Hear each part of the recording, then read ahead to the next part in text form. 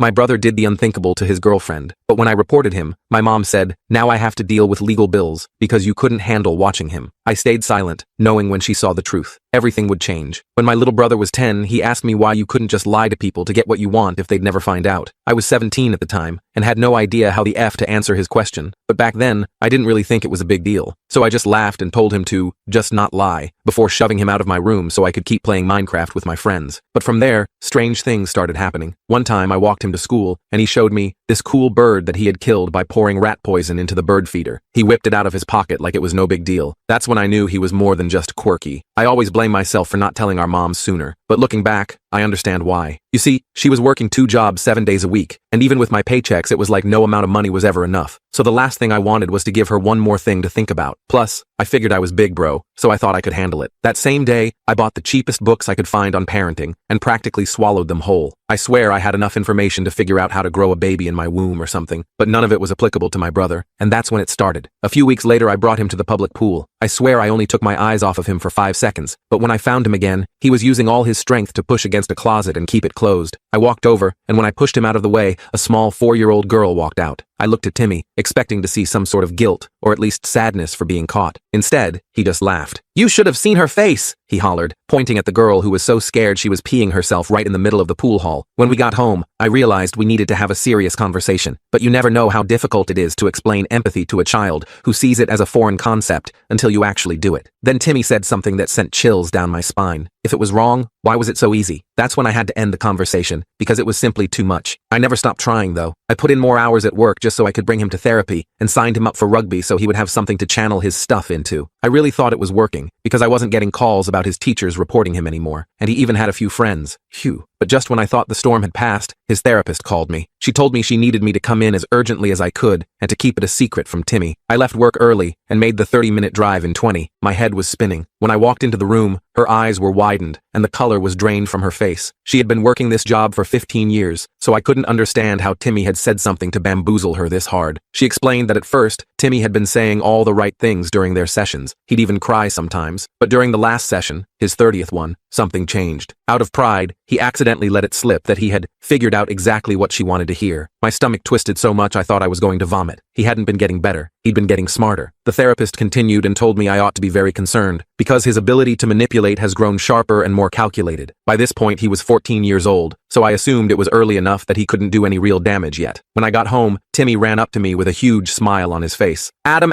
look!" He whipped out his phone and showed me a photo of a girl who looked around his age. "I just bagged her. She's so beautiful." When I looked into his eyes, I saw genuine adoration, one that I thought you couldn't fake. I thought back to when I was his age, how crazy I was before I talked to a girl for the first time, before my first kiss. To me, it all made sense, but I had to be sure. So I asked if I could meet her. "Yes, I want to show her off to the whole world," he said. I wasn't exactly sure what meeting her would do or what I was looking for, but I just knew I needed to be involved in some way. Well, she ended up coming over for dinner that weekend. Our mom wasn't home, so I cooked us my famous-ish chicken Alfredo. She had jet black hair, dressed a little goth. She was a lot quieter than Timmy, but she smiled a lot. After dinner, she offered to clean up, but I told her she could spend the rest of the evening with Timmy, and they rushed upstairs to his bedroom, with the door open. Not even 10 minutes later, I heard Isabella scream. I ran upstairs as quietly as I could, and what I saw was disgusting. Isabella's eyes were wide open, and her arms were pinned down to the bed. All of her clothes were completely torn, and there were tears streaming down her face. I kicked Timmy out, and gave Isabella some of our mom's clothes to change into before driving her home. She told me she wanted to press charges, her voice shaking but determined, and I agreed. The realization of what happened hit me like a truck. Timmy wasn't just a monster. He wasn't just manipulating Isabella or his friends. He was manipulating our entire family, and he was good at it. Really good. "Mom, please," I said, trying to keep my voice steady when she finally came home that night. "I know this is hard to hear, but Timmy isn't who you think he is. The things he's done." "Enough," she snapped, holding up her hand. "I'm working 60 hours a week to keep this family afloat, and now I have to deal with legal bills because you couldn't handle watching your brother for a few hours. I can't do this right now, Adam." She walked away, shoulders slumped with exhaustion, and I felt a stab of guilt. She didn't deserve any of this, but neither did Isabella. That night, I heard Mom crying in her room, muffled sobs through the thin walls. I wanted to go comfort her, but what could I say? That her youngest son was showing all the signs of being a sociopath? That I'd failed to protect a young girl from him? That things were probably going to get worse before they got better? I lay in bed staring at the ceiling when my phone buzzed. It was a text from an unknown number. "This is Isabella's mom. The detective wants to meet with us tomorrow at 4. Can you come?" I texted back immediately. "I'll be there." The next morning, Timmy acted like nothing was wrong. He ate his cereal, scrolling through his phone, occasionally smirking at something on the screen. When Mom left for work, barely saying goodbye to me, he looked up with that same cold smile. She believes me, you know, he said casually, milk dripping from his spoon. About you being jealous, about Isabella lying. I ignored him and grabbed my keys. Where are you going? He asked, his voice too innocent. Work, I lied. I actually had the day off, but I needed to do some digging without him watching my every move. At the public library, I used a computer to search through Timmy's social media accounts. Most of what I found seemed normal on the surface. Photos with friends, posts about rugby matches, typical teenage stuff. But looking closer, I noticed patterns. The same 5 or 6 kids always commenting, always praising him. The way he positioned himself in the center of every photo, the calculated nature of each post. I created a folder and started taking screenshots of anything that seemed off. At 3:45, I pulled into the police station parking lot. Isabella and her parents were already there, along with a woman in a blazer who introduced herself as Detective Moreau. Thank you for coming, Adam, she said, leading us to a small conference room. We're still building our case, but Isabella's statement and the evidence you provided give us a good foundation. Isabella looked different today. Her makeup was gone, and she wore a simple hoodie and jeans. She seemed smaller somehow, but there was determination in her eyes when she glanced at me. Detective Moreau laid out what would happen next. The district attorney would review the case and decide whether to file charges. If they did, there would be a hearing. Because Timmy is a juvenile, the process works differently, she explained. The focus is more on rehabilitation than punishment. Isabella's father, Mr. Perez, leaned forward, his jaw tight. So he just gets a slap on the wrist after what he did to my daughter? Not necessarily, Detective Moreau said. The judge will consider the severity of the offense, any prior history, and recommendations from mental health professionals. In cases like this, there could be mandatory counseling, probation, community service, or even placement in a juvenile facility. I felt a strange mix of relief and dread. Timmy needed help, real help, not the kind he could manipulate his way through. But I also knew this would tear our family apart. There's something else you should know, I said, pulling out my phone. I found these notes on Timmy's phone. He's been keeping track of how to manipulate different people, classmates, teachers, even me and our mom. Detective Moreau reviewed the screenshots, her expression grave. This shows premeditation and a pattern of behavior. It's concerning. When the meeting ended, Isabella hung back as her parents walked ahead to the car. Thank you, she said quietly, for believing me, for helping. I'm so sorry this happened to you, I replied, guilt washing over me. I should have seen the signs sooner. She shook her head. It's not your fault. He had everyone fooled. When I got home,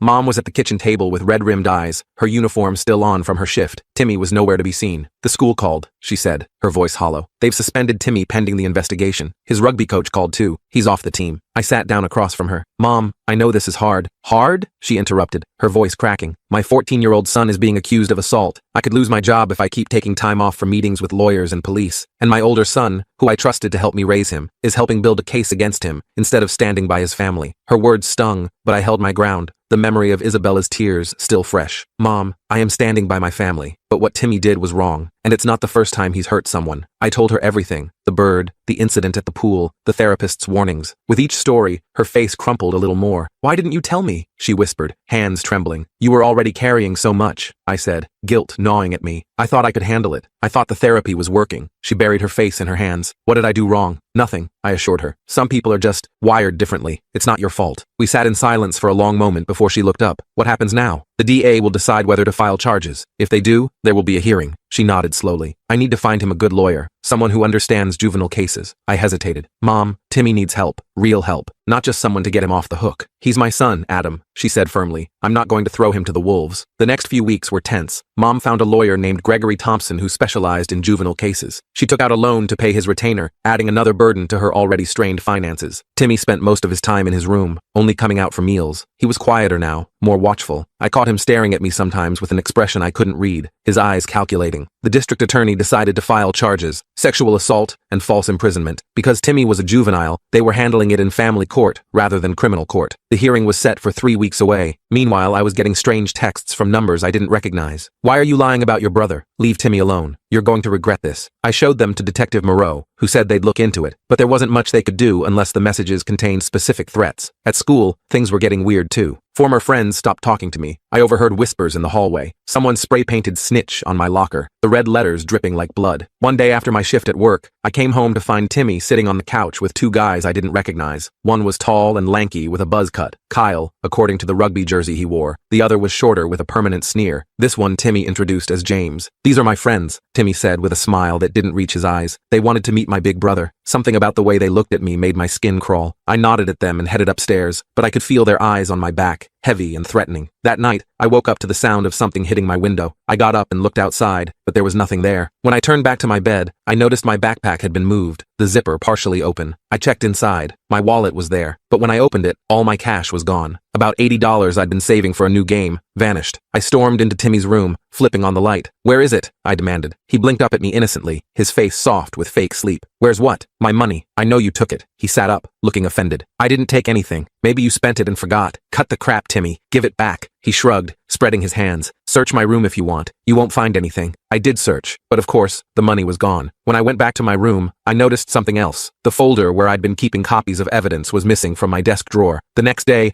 I installed a simple lock on my bedroom door. It wasn't much, but it was something. As the hearing approached, Timmy's behavior became more erratic. Sometimes he'd be almost like his old self, laughing, joking, helping Mom with chores. Other times, I'd catch him staring into space with that cold, calculating look. His friends were over more often, always watching me, always whispering. 3 days before the hearing, I came home from work to find Mom at the kitchen table, her face ashen, a letter clutched in her hand. It was from her boss. She was being let go due to excessive absences and declining performance. "I can't believe this is happening," she whispered, her voice breaking. "How are we going to pay the rent?" "The lawyer?" I sat down next to her. "I'll pick up more shifts. We'll figure it out." "Timmy says it's because of the stress from all this," she said, "that if you hadn't pushed for charges, I wouldn't have had to miss so much work." I bit back my first response. "Mom, that's not fair. I didn't cause this situation." She sighed, shoulders slumping. "I know. I'm tired, Adam. So tired." That night, I heard Timmy on the phone in his room. I couldn't make out the words, but his tone was animated, almost excited. When I passed his door on the way to the bathroom, he quickly ended the call. "Who was that?" I asked, leaning against the doorframe. "Just Kyle," he said, his face a perfect mask of innocence. "We're working on a project together." I didn't believe him, but I was too exhausted to press the issue. The morning of the hearing, I woke up early. Mom was already in the kitchen, making pancakes, Timmy's favorite. He sat at the table in a button-up shirt and khakis, looking like the perfect, innocent teenager. "Morning," I said, pouring myself some coffee. Mom gave me a tight smile. "Mr. Thompson said we should be at the courthouse by 9. I nodded. "I'll drive separately. I have work after." Timmy looked up. His fork paused midway to his mouth. "You're not coming to support me?" The audacity almost made me laugh. "I'm testifying, Timmy, for Isabella." His eyes hardened for a split second before he composed himself. "Right, of course you are." At the courthouse, I saw Isabella and her parents sitting on a bench outside the hearing room. She looked up as I approached, and I gave her what I hoped was a reassuring smile. "How are you holding up?" I asked, noticing the way she twisted a silver ring around her finger. "Nervous," she admitted, "but I'm ready." Inside,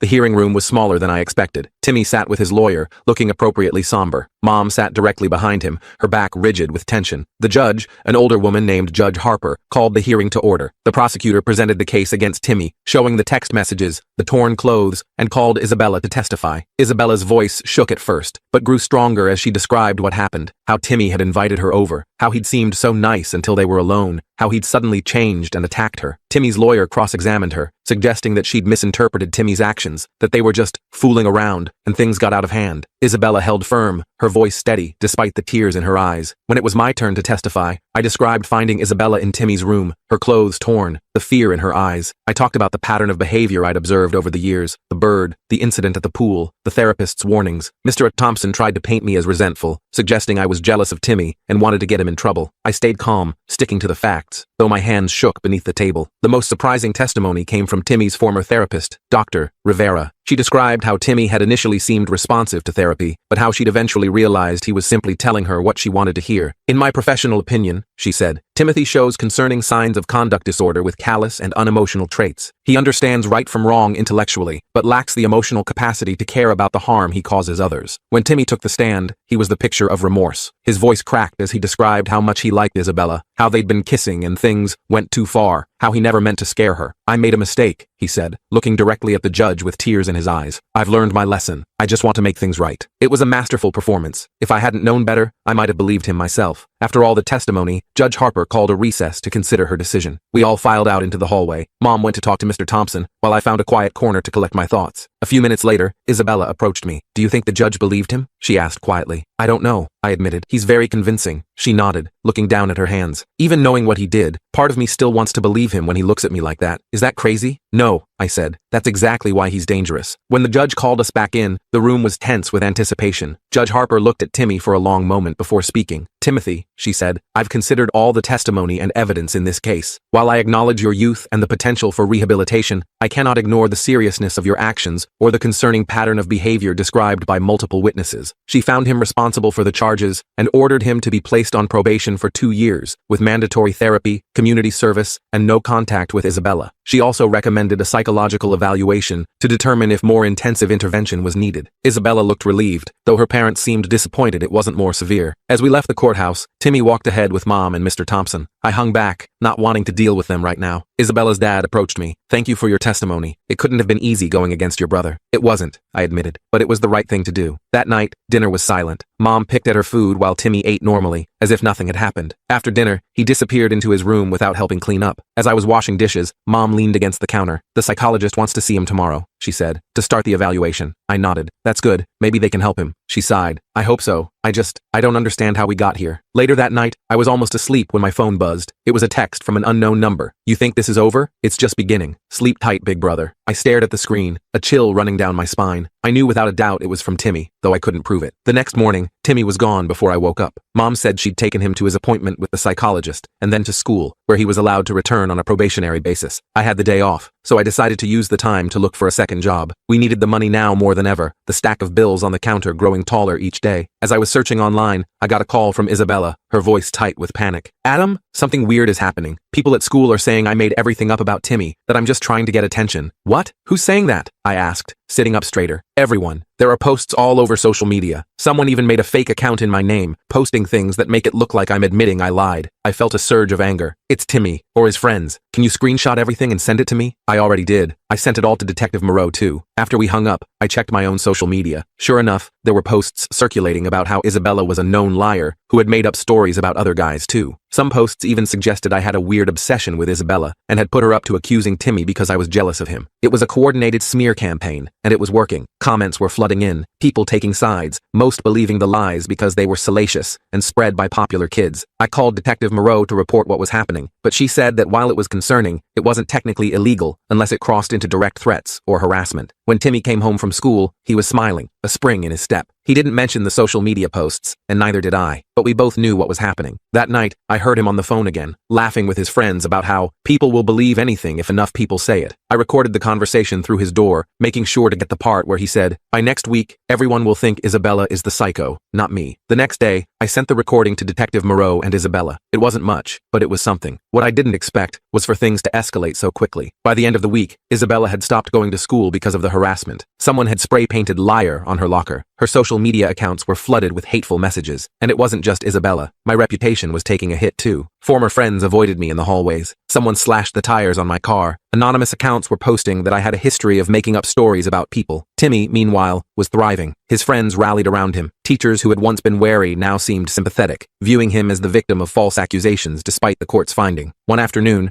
I came home to find Mom at the kitchen table with a stack of papers. What's all that? I asked, dropping my backpack. Bills, she said flatly. Lawyer fees, psychologist appointments, and now the school is suggesting Timmy might benefit from a special behavioral program. It costs money we don't have. I sat down across from her. I got that second job at the movie theater. It should help. She gave me a tired smile. You shouldn't have to do this, Adam. You're only 21. You should be focusing on college, not working 2 jobs to support us. It's fine, Mom. Really, I said, though my shoulders ached from double shifts and my grades were slipping. She looked at me for a long moment, something shifting in her expression. I spoke with Dr. Winters, Timmy's new psychologist, today. He said something that's been bothering me. I waited, feeling a knot form in my stomach. He asked if Timmy has always been so skilled at getting people to do what he wants. She twisted her wedding ring, a nervous habit she'd never broken even years after Dad left. And I realized, he has. Even as a little boy, he could charm his way out of trouble, make people feel special when he wanted something. Mom, I didn't want to see it, she continued, her voice catching. What kind of mother doesn't see that her child is? She trailed off, unable to finish the thought. I reached across the table and took her hand. You were working non-stop. You trusted me to help, and I failed too. She squeezed my hand. No, Adam, you tried. You've always tried. That night, I couldn't sleep. I kept thinking about what Mom had said, about how Timmy had always been manipulative. It wasn't just the big incidents I'd noticed. It was a lifetime of small manipulations that had seemed innocent at the time. I got up and opened my laptop, creating a new document. I started typing everything I could remember, every incident, every warning sign, every manipulation, the bird, the incident at the pool, the therapist's warnings, Isabel Isabella, the social media campaign, all of it. By morning,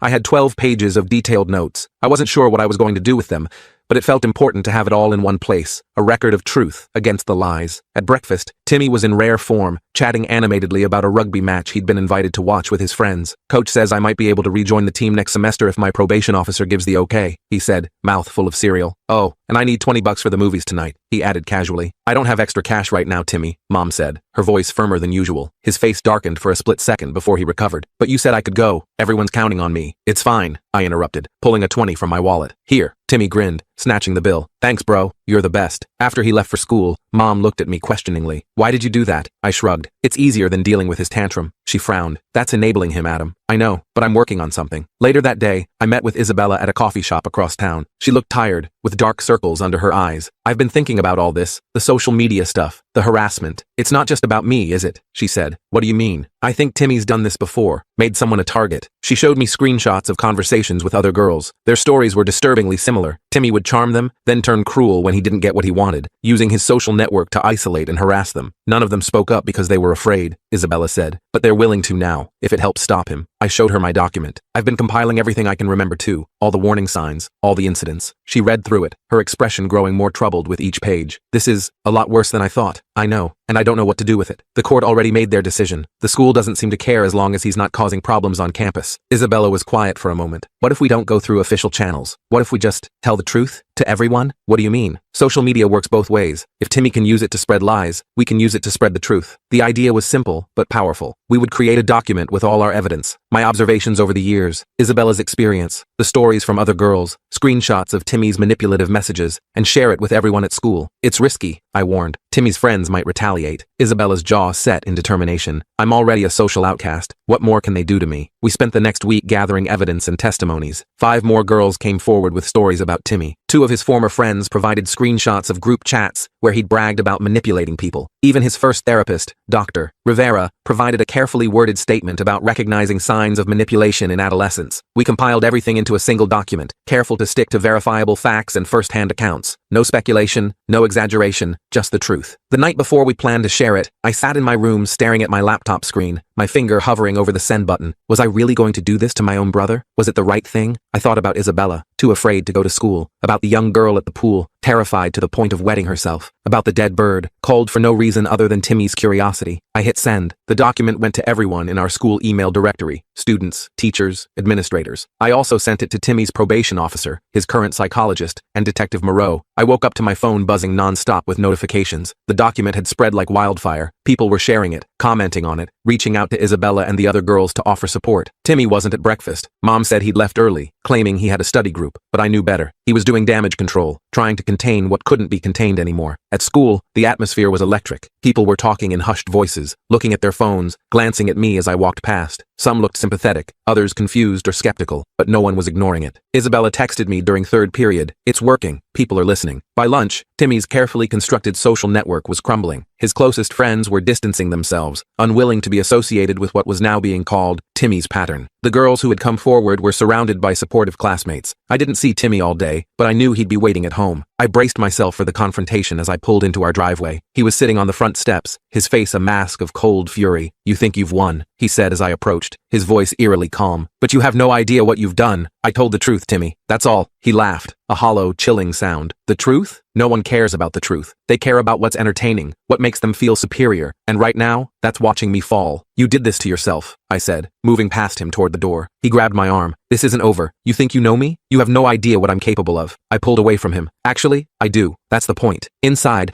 Mom was sitting at the kitchen table, my laptop open in front of her. She looked up as I entered, her eyes red-rimmed but clear. You wrote this? She asked, gesturing to the screen where our document was displayed. I nodded. Isabella helped, and some others. Why didn't you tell me you were going to do this? Would you have let me? She was quiet for a moment. Number, probably not. She closed the laptop. Timmy's probation officer called, and his psychologist. They both want to meet tomorrow. I'm sorry it had to be this way, Mom. She shook her head. Don't be. I've been in denial for too long. That night, Timmy didn't come home for dinner. Mom called his friends, but no one had seen him. We were about to call the police when he finally walked in around midnight, smelling of cigarettes and looking defiant. Where have you been? Mom demanded, rising from the couch where she'd been waiting. Out, he said flatly. thinking. We were worried sick. He laughed, the sound brittle. No, you weren't. You were worried about what I might do, not about me. Mom flinched. That's not true, Timmy. I love you. Whatever. He headed for the stairs. I'm going to bed. The next morning, Mom took Timmy to meet with his probation officer and psychologist. I stayed home, too exhausted to face another day of whispers and stares at school. Around noon, my phone rang. It was Detective Moreau. Adam, I've been reviewing the document you shared, she said. This is concerning material. I've spoken with the district attorney, and they're considering whether additional charges are warranted based on the new testimonies. What does that mean for Timmy? I asked, pacing the living room. It's too early to say, but his current probation terms will likely be reevaluated, possibly with more restrictive conditions. After I hung up, I sat on the couch, feeling strangely empty. This was what I'd wanted, for people to see the truth about Timmy, for him to face consequences. So why didn't it feel like a victory? Mom and Timmy returned late in the afternoon. Mom looked drained but resolute, a new determination in her step. Timmy wouldn't look at either of us. Go to your room, Timmy, Mom said quietly. I need to talk to Adam. After he trudged upstairs, Mom sat beside me on the couch. They're recommending residential treatment, she said. A facility that specializes in adolescents with conduct disorders. Minimum 6 months, possibly longer. I nodded slowly. That sounds good. He needs help, Mom. Real help. I know. She took a deep breath. I've agreed to it. He's being admitted tomorrow. How did he take it? Not well. He tried to manipulate the situation, but Dr. Winters saw right through it. She gave a sad smile. Your document helped them understand what they're dealing with. The next day, we drove Timmy to the treatment facility. It was nicer than I expected, more like a boarding school than a hospital, with green lawns and brick buildings. Timmy was silent during the drive, staring out the window with a blank expression. As we walked him to the intake area, he finally spoke. This won't change anything, you know, he said quietly. You can't fix me. Mom squeezed his shoulder. This isn't about fixing you, Timmy. It's about helping you learn to live in the world without hurting people. He shrugged off her hand. Whatever helps you sleep at night. After he was checked in, Mom and I stood in the parking lot, both emotionally drained. Did we do the right thing? She asked, hugging herself against the chill. I think so, I said. He needs more help than we can give him. On the drive home, Mom reached over and squeezed my hand. Thank you, Adam, for being brave enough to do what I couldn't. Over the next few months, things slowly improved. Isabella returned to school, surrounded by a supportive group of friends. The harassment stopped as Timmy's influence faded. The girls who had come forward formed a support group that met weekly. Mom found a new job that paid better and had more regular hours. I cut back to one job and started taking classes at the community college. We visited Timmy every weekend. Sometimes the visits went well. He'd talk about his therapy, the books he was reading, the activities they did. Other times he was cold and distant, refusing to engage. 4 months into his stay, Timmy asked to speak with me alone during a visit. You ruined everything, he said once Mom had left the room. My life was perfect before you interfered. Your life was built on hurting people, I replied. That's not perfect, Timmy. That's just sad. He studied me for a long moment. You really believe that, don't you? That what you did was right? Yes, I do. He nodded slowly. Interesting. The therapists keep saying the same thing, that hurting people isn't the way to get what I want, that there are better ways. Do you believe them? He shrugged. I don't know, but I'm starting to think it might be worth trying their way. It seems to work for you. It wasn't an epiphany or a breakthrough, just a small crack in the wall he'd built around himself. But it was something, a tiny glimmer of possibility. 6 months turned into 8, then 10. Timmy's progress was slow but steady. The residential program extended his stay, and Mom agreed, seeing the benefit of the structured environment and consistent therapy. By the time he was finally cleared to come home, almost a year had passed. He was different, quieter, more thoughtful, less quick to charm. I didn't fully trust the change, but I wanted to believe it was real. The night before he came home, Mom and I sat on the porch swing, watching the sunset. Are you nervous? She asked. A little, I admitted. Are you? She nodded, but also hopeful. The therapists say he's made real progress. I guess we'll see. She put her arm around me. Whatever happens, we'll face it together this time. No more secrets. No more trying to handle everything on your own. Deal, I said, leaning into her embrace, the weight on my shoulders lighter than it had been in years. I don't know what the future holds for Timmy. Maybe the treatment worked, and he'll learn to live without manipulating and hurting others. Maybe he'll just get better at hiding it. Either way,